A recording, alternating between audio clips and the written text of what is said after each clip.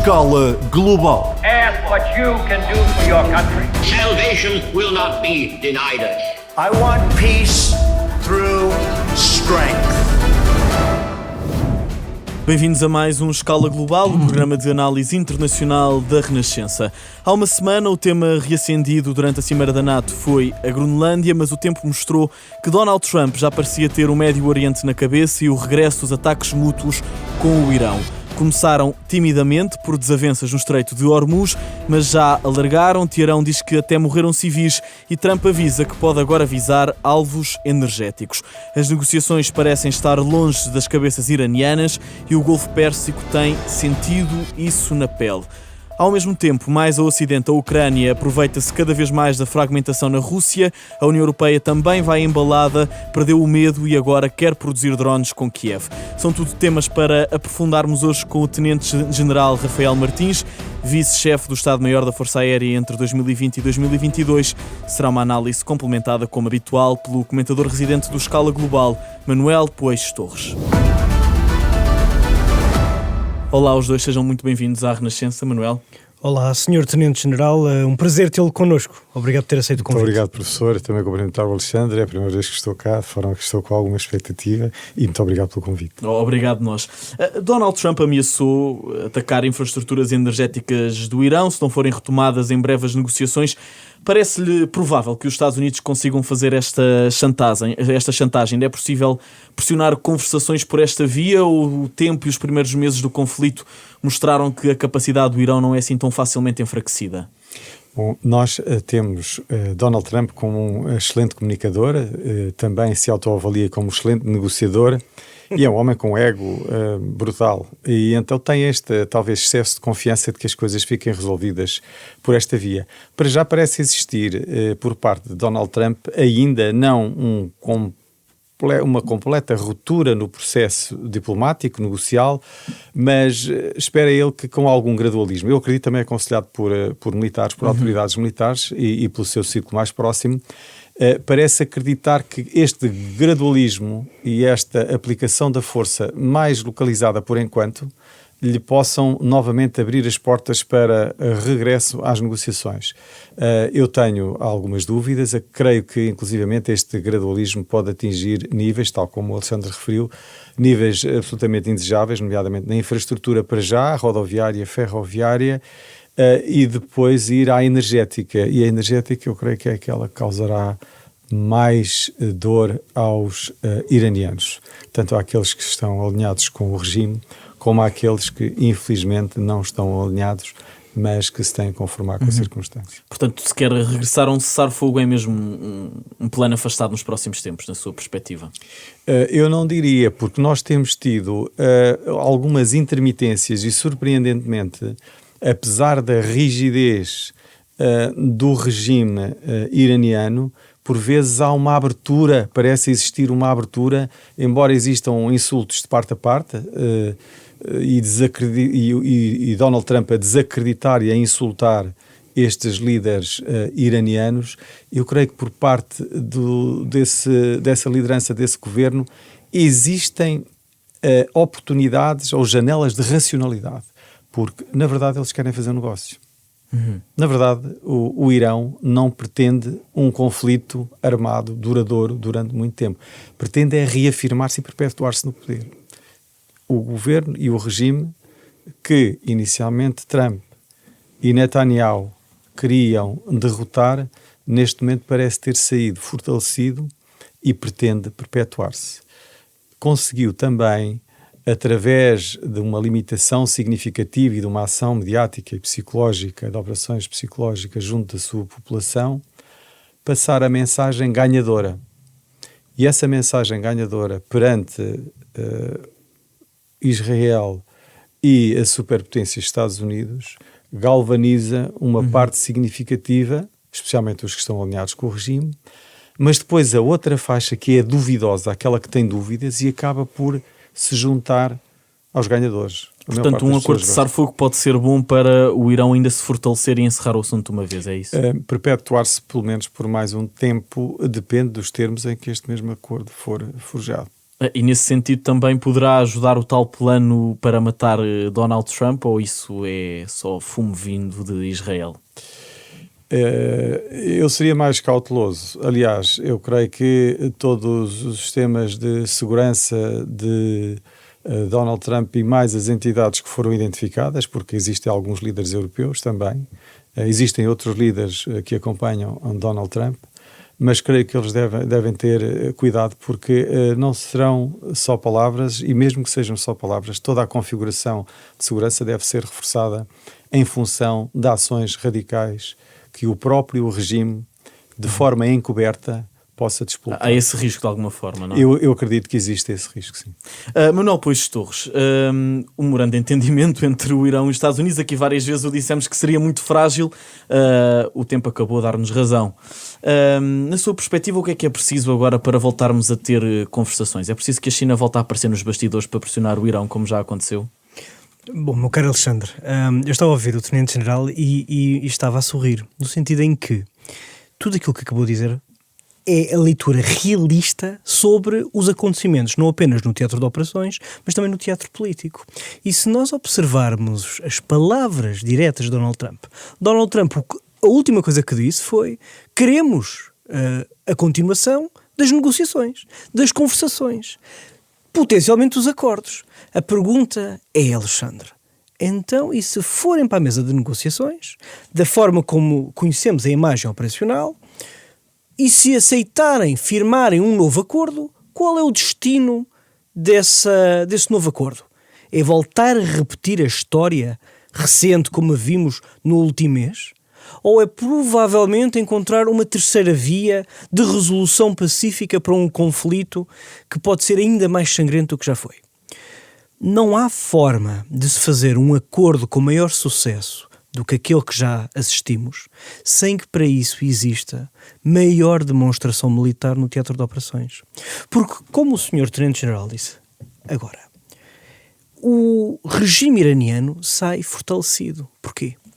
Porque faz uma purga interna aos colaboradores que apoiaram as operações de Israel da Mossad no Irão, faz uma purga na sociedade daqueles que quiseram alimentar a revolta popular contra o regime, e saem fortalecidos, pelo menos a linha mais dura, mais conservadora, mais teocrática, dentro da Guarda Revolucionária Iraniana, sai fortalecida porque aqueles mais moderados que pela sua meritocracia estariam no poder ou estariam mais encostados à liderança clássica de Ali Khamenei, esses foram eliminados, ficaram os seus delfins, que normalmente não são nunca mais moderados, são sempre mais radicais.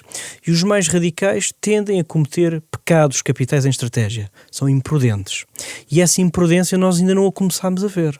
Faltava claramente o Irão colocar as garras de fora e começar a disparar contra capitais, contra infraestruturas civis, causando um grande nível de mortandade.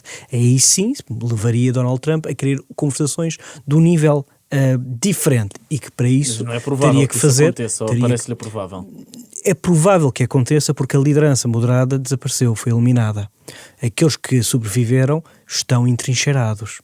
E, portanto, já disseram publicamente que querem vingar as mortes e os diferentes campanhas operacionais que sofreram durante os últimos meses. E, portanto, nesta senda é natural que futuras negociações tenham sempre que acontecer depois de demonstrações de força militar por parte dos Estados Unidos. Os Estados Unidos não se vão ficar apenas nesta demonstração de dissuasão, porque a dissuasão para o Irão já provou que não funciona. Contra as democracias, o pensamento é inverso. Por exemplo, nós sabemos que os Houthis do Iémen não precisam de mostrar que têm a capacidade para atacar, não precisam de atacar diretamente embarcações e navios que passam no estreito entre o Mar Vermelho e o estreito de Bab el-Mandeb para cessar essa navegação. Basta demonstrar que têm a capacidade, não têm que atacar. Já o Irão, já lhe conhecemos essa capacidade, já mostraram que têm a capacidade de se regenerar e regenerar forças e estão a continuar a demonstrar que não vão ceder a nenhuma manobra de dissuasão militar por parte dos Estados Unidos da América. E isso vai dificultar não apenas as negociações, vai dificultar a intensidade e a frequência das operações e por isso é que neste momento já se encontram 2 Carrier Strike Groups, 2 grupos de assalto, 2 porta-aviões, no Golfo de Omã, junto ao Estreito de Hormuz, não é por acaso. Não esquecer, eu volto a repetir, a guerra no Iraque contou, nessas operações, com 4 grupos de assalto. 4 porta-aviões localizados naquela região do mundo. Para o Afeganistão foram 5. Nós temos 2 junto ao Irão. O Irão não é o Afeganistão. O Irão não é o Iraque. É uma força muitíssimo mais competente. E que por isso mesmo este escalar de 1 para 2 é o duplicar, mas que pode ter uma leitura, com certeza que terá uma leitura por parte do Irão. O Irão sabe o que é que está a fazer, mas claramente Mas, que portanto, vai ainda há numa espaço linha... para isso subir à manobra. Não, com certeza. Do meu ponto de vista, absolutamente. Aliás, Donald Trump teve 3 porta-aviões na região e depois da assinatura, de firmada a letra do memorando de entendimento, o último que conhecemos, fez um retrograde operations, retirou operações, retirou um porta-aviões e, portanto, na verdade, retirou 2. Ficou-se lá o Abraham Lincoln. Ainda assim, é só uma operação aeronaval de escala elevada, porque temos lá um grupo de assalto, mas nada se compara a ter 4 ou 5. Isto tudo para dizer o seguinte: não é possível pensarmos num cessar-fogo e num caminho para a paz sem uma degradação do poder militar e do poder político da Guarda Revolucionária Iraniana. Para isso, a negociação não serve. Para isso é preciso um músculo militar. Até onde é que Donald Trump está disposto a ir? Veremos nos próximos meses. Sr. Tenente-General, perante os anúncios mútuos de bloqueios no Estreito de Hormuz, ataques, só construindo 2 rotas é que é possível assegurar a segurança militar ali naquela região? Bom, as 2 rotas, eu pressuponho que o Alexandre está-se a referir à rota norte, que é encostada a Hormuz, e a rota sul na Península de Omã. Eu creio que se o Irão tivesse concordado com o espírito ou com a interpretação dos Estados Unidos relativamente à abertura do Estreito, de forma livre, não havia necessidade de existirem 2 rotas, porque configurava-se à semelhança do que havia antes do 28 de fevereiro. Neste momento o que há é uma interpretação por parte dos Estados Unidos e da comunidade internacional de que é livre a navegação, e como o Irão interpreta que deve ter um grau de controle sobre o Estreito, chama a si e apenas a si, às suas águas, esse mesmo tráfego marítimo.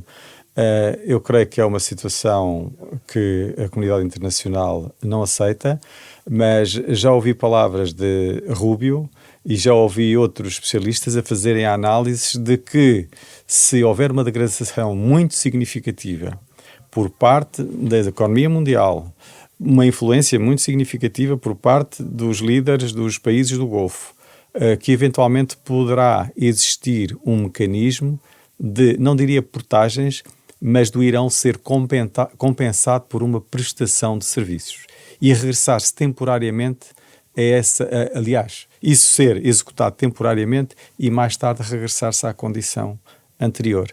Portanto, neste momento, as 2 rotas controladas, uma pelo Irão e a outra, alegadamente, pelos Estados Unidos, creio que continuam a ser viáveis. Neste momento há naturalmente o contra-bloqueio. Creio que os Estados Unidos não arriscam, porque as seguradoras também não concordam, não arriscam neste momento a circulação pelo Estreito sem que o Irão e as suas forças que atuam no Estreito, sejam drones, sejam navios de superfície, sejam outros, tenham a capacidade para atacar, como atacaram na última semana, a vários navios, petroleiros e mercantes. E para esse regresso ao que existia antes de 28 de fevereiro, é possível sequer ter condições de segurança para navegar naquela zona neste momento?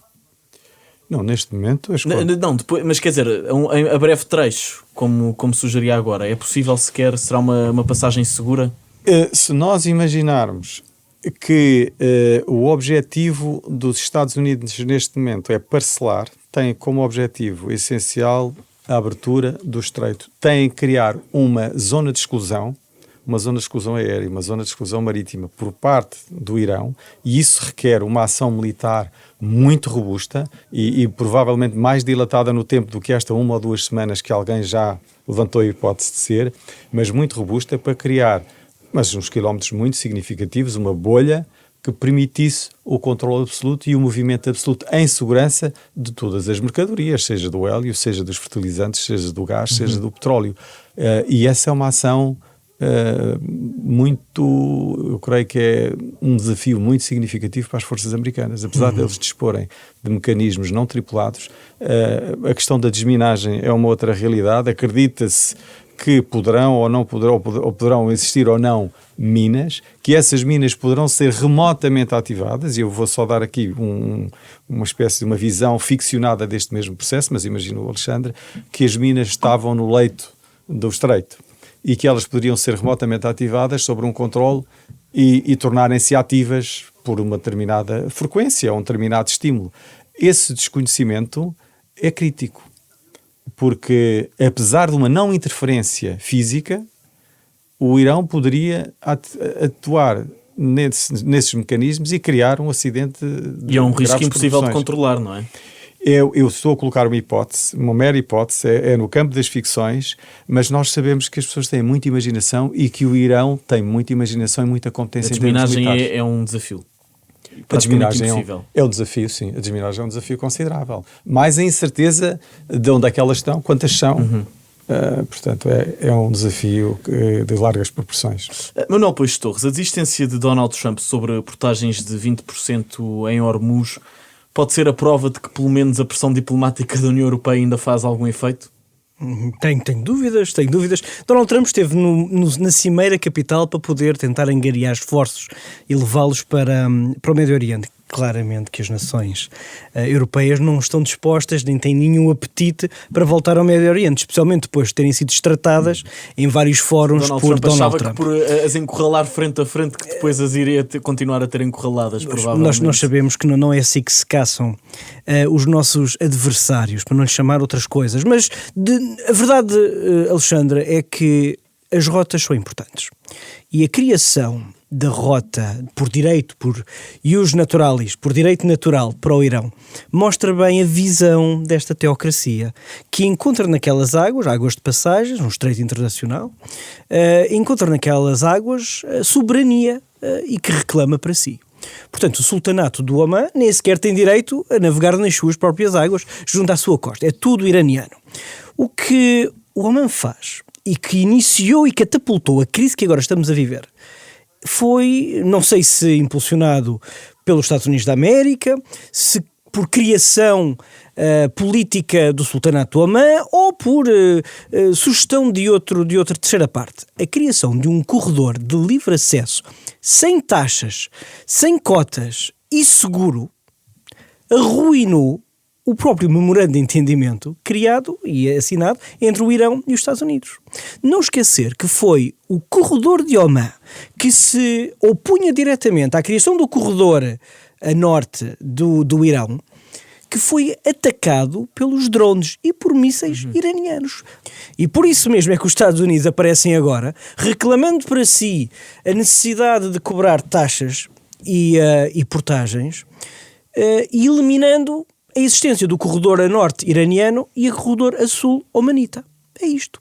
E, portanto, o corredor que se encontrava antes de todo o conflito, que era o corredor de trânsito internacional, portanto, onde o leito é mais profundo, é esse que provavelmente vai ser utilizado agora, se os Estados Unidos conseguirem impor, como disse o Sr. General, se conseguirem impor uma bolha de comando dos mares e controle dos ares com A2AD, mas eu tenho muita dificuldade em compreender como é que os Estados Unidos o vão conseguir fazer, porque nós não estamos a falar de uma base militar, onde existe air denial, onde existe capacidades de intercepção multicamadas de mísseis. Nós estamos a falar de uma vastíssima região geográfica, não é fácil fazer. Aliás, os Estados Unidos teriam que retirar capacidades de certas bases e certos locais sensíveis para deslocá-los para aquela região do mundo. A elasticidade operacional dos Estados Unidos tem limite, tem mais que os outros, mas tem limites. Portanto, era necessário o envolvimento direto dos aliados europeus e canadianos. Mas isso é uma batalha jurídica e uma batalha económica e política que a Europa não quer combater. Porquê? Porque os europeus estão absolutamente focados no seu flanco leste à medida que Donald Trump admite retirar tropas e fazer alterações ad hoc aos planos da NATO e aos planos de defesa que nós tínhamos preparado há várias décadas. Isto preocupa toda a gente. Portanto, a solução para os Estados Unidos é continuarem a tentar articular com os seus vizinhos, com os seus aliados locais, e isso vai arrastar claramente as economias arábicas para uma perspectiva e para uma economia e para uma estratégia de guerra. Ainda bem que fala do flanco leste, passamos já para a Ucrânia. Tenente-General, começámos o segundo trimestre do ano com boas perspectivas, a Rússia a ficar desgastada, a dar também sinais de algumas negociações. Os ataques massivos da última semana mostram que afinal estávamos demasiado otimistas, ou é apenas a última tentativa da Rússia antes de facto de aceitar negociações? Bom, a Rússia está muito incomodada com esta aproximação muito recente e com a visita tanto hoje da von der Leyen como com a presença de Zelensky agora no 14 de julho em Paris, porque foram dados sinais muito concretos por parte da Europa na continuidade e até reforço do apoio. Foram também dados sinais por parte de Zelensky, da sua máquina de guerra e da sua máquina de inovação técnica, tecnológica, tática e operacional na linha da frente, de que poderá ainda ser potenciado a defesa, a arquitetura de defesa europeia e os instrumentos de defesa para a nova guerra. Esse desconforto de Putin, verbalizado, creio, por Peskov, poderá dar origem a reações muito violentas por parte da Rússia, se a Rússia continuar firme na sua postura irredutível de conquistar o que falta do Donbass. E eu acredito que Putin possa neste momento estar numa análise mais profunda, embora a natureza dos seus falcões, dos seus seguidores, seja a continuidade, apesar das 1000 baixas ou mais de 1000 baixas diárias, da longuíssima linha da frente, mais de 1200 quilómetros. Eu creio que a Rússia mantém-se irredutível no seu projeto inicial e que vai continuar a utilizar aquilo que tem de mais destrutivo para vencer ou para dobrar a resistência ucraniana, que são os seus mísseis mascarados por drones. Também tem uma grande capacidade de produção de drones, nomeadamente nos balísticos e nos hipersónicos, explorando a grande vulnerabilidade, a atual vulnerabilidade ucraniana, que é a sua fragilidade na defesa aérea. Defesa aérea essa que se anuncia vir a ser colmatada com uma colaboração, uma exploração e produção conjunta entre europeus, para já creio que são 9 países europeus, 12 empresas muito bem conceituadas no domínio da defesa e também com a base tecnológica industrial de defesa ucraniana. Portanto, a junção destas duas partes só terá resultados em princípio para robustecer a defesa aérea com mísseis capazes de interceptar os balísticos e os hipersónicos para o próximo verão. Na melhor das hipóteses. Na melhor, eu acho que é uma hipótese já, acho que é realista, não é otimista. Eu começo por dizer que é realista porque alguns especialistas dizem que será difícil a Ucrânia desenvolver o equivalente ao Patriot PAC-3 neste horizonte temporal. Portanto, há algumas vozes que são bem mais conservadoras relativamente a isto. Por isso, Zelensky está a fazer uma remodelação, também por isso, eu creio que será mais, mas o professor pode creio que complementar isto, está a fazer uma remodelação do governo e já está a pensar na questão das infraestruturas energéticas para o próximo inverno. Os invernos costumam ser muito cruéis para a Ucrânia e favoráveis militarmente à Rússia. Esta cooperação que até foi anunciada agora pela Presidente da Comissão Europeia, Ursula von der Leyen, da produção de drones entre a Ucrânia e a União Europeia, da perspectiva europeia, não chega demasiado tarde? O programa SAFE já foi aprovado há mais de 2 anos e agora de repente é que perdemos o medo e percebemos que a Ucrânia pode ser um parceiro crucial nesta área? Podíamos e devíamos ter acordado mais cedo. Aliás, há uma inércia muito grande por parte dos países europeus. Nós já vamos falando na guerra desde há 4 anos e meio, praticamente, E a reconfiguração das Forças Armadas, nuns casos tem sido mais rápida, noutros casos tem seguido modelos antigos, tem tido a inércia e tem estado colada a burocracias que a realidade deveria atropelar. E neste momento van der Leyen foi e disponibilizou a base tecnológica e industrial de defesa, aliás a indústria europeia, numa retaguarda, que é uma retaguarda mais segura, para fazer escalar aquilo que já existe na Ucrânia. Nós sabemos, e Zelensky verbalizou, ele está a produzir 10 milhões de drones anualmente, vai escalar para o próximo ano, anuncia ele, para cerca do dobro, 20 milhões com a colaboração europeia. Associado a isso tem o tal programa de defesa aérea, o FREIA, e de facto a Ucrânia é muito talentosa, muito hábil, tem muitas competências neste domínio. Portanto, o que há aqui é necessidade. A Europa acordou e neste momento necessita de aceleradores. Necessita verdadeiramente de aceleradores, porque a Rússia é determinada e tem capacidades que podem causar desafios muito significativos. Na integração europeia da Ucrânia, provavelmente o que a Ucrânia vai ser é a muleta militar da União Europeia, não é? Sim, olha, eu lia há muito pouco tempo, agora não lhe sei dizer quem é que escreveu, mas houve um russo que diz que será muito perigoso para a Europa desiludir a Ucrânia naquilo que é as suas promessas de apoio. Porque imagine-se o contrário. A máquina militar do lado de lá. Manuel Peixes Torres, concorda? Já estou a perceber pelas reações. Não, mas note, isso não é apenas perigoso, mas igualmente perigoso seria se a Rússia de facto ganhasse operacionalmente a guerra e tomasse controle sobre a Ucrânia. Isso então seria o fim, não é? Porque obrigaria a Europa a correr 2 vezes mais depressa para ficar no mesmo sítio. Isto é assustador, a verdade é esta, porque acordámos tarde, a más horas, a nossa indústria adormecida agora começa a dar alguns sinais de vida, mas não equivalentes àquilo que é um país assolado por tantos anos de guerra como a Ucrânia, e sem a capacidade de reação como as empresas e a indústria americana.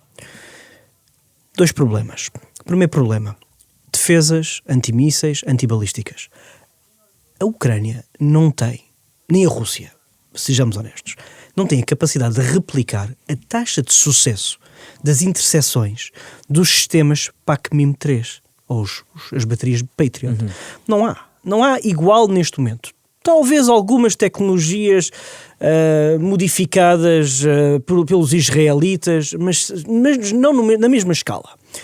Pensar que não entregar PAC-MIMs ou não entregar Patriots à Ucrânia vai obrigar os ucranianos a desenvolver as suas próprias defesas é um pensamento correto, mas não é o equivalente. Qualquer equipamento que os ucranianos possam desenvolver não é diretamente equivalente à taxa de sucesso provado em combate, que é algo que algumas pessoas não percebem qual é a diferença entre ter um material e provar que esse material funciona, e garantir a defesa da sua capital política e das capitais industriais. A Ucrânia precisa das baterias Patriot, a Ucrânia precisa de alimentar essas baterias com os mísseis Interceptor. Isto foi resultado dos múltiplos bloqueios e processos dentro da Europa à utilização de mísseis HIMARS contra diferentes alvos. Porquê? Porque a Europa e os Estados Unidos continuam com receio de terem um desastre nuclear na Ucrânia.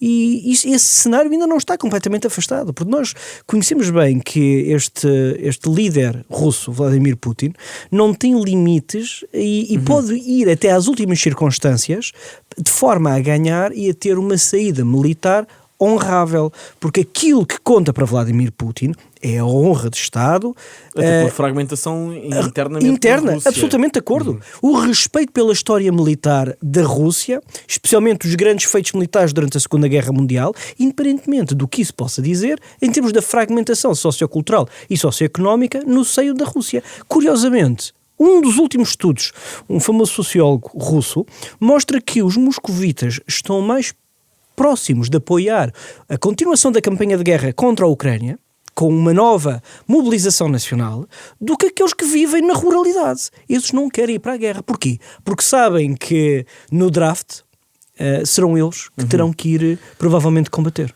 Já referiu aqui, também para começarmos já a terminar as nossas hostes, que a Europa está muito atrasada, reagiu tarde.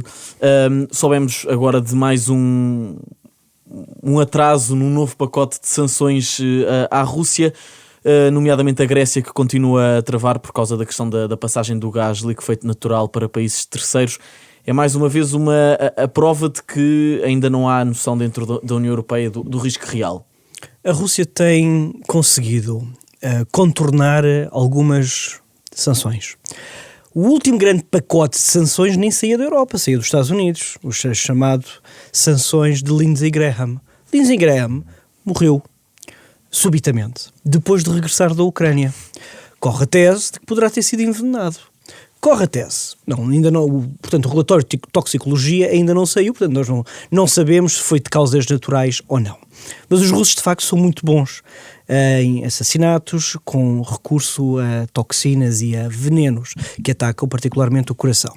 Mas as sanções de Lindsey Graham bloqueavam e sancionavam países terceiros que ajudavam a contornar os processos de importação e de exportação de bens russos em 500%, tarifas de 500%. Neste momento essas sanções, essa lei já foi revista e foi diminuído para 1/5 daquilo que seria expectado.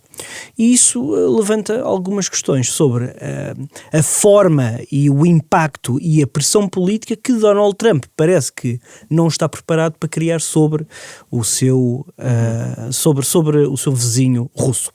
Sobre a Europa continua a impor sanções, continua a pôr sanções àqueles que ajudam a Rússia a fugir a esses mesmos mecanismos, mas, mais uma vez, quem fez mais pelo sucesso das sanções não foi apenas a União Europeia, mas foi precisamente a Ucrânia que, ao atacar as refinarias petroquímicas, os grandes centros de exploração petrolífera na Rússia, conseguiram executar manobras que vão magoar, que vão destruir e que neste momento fizeram uma grande degradação de toda uma indústria que ajudava a Rússia a suportar-se, ainda que sancionada internacionalmente.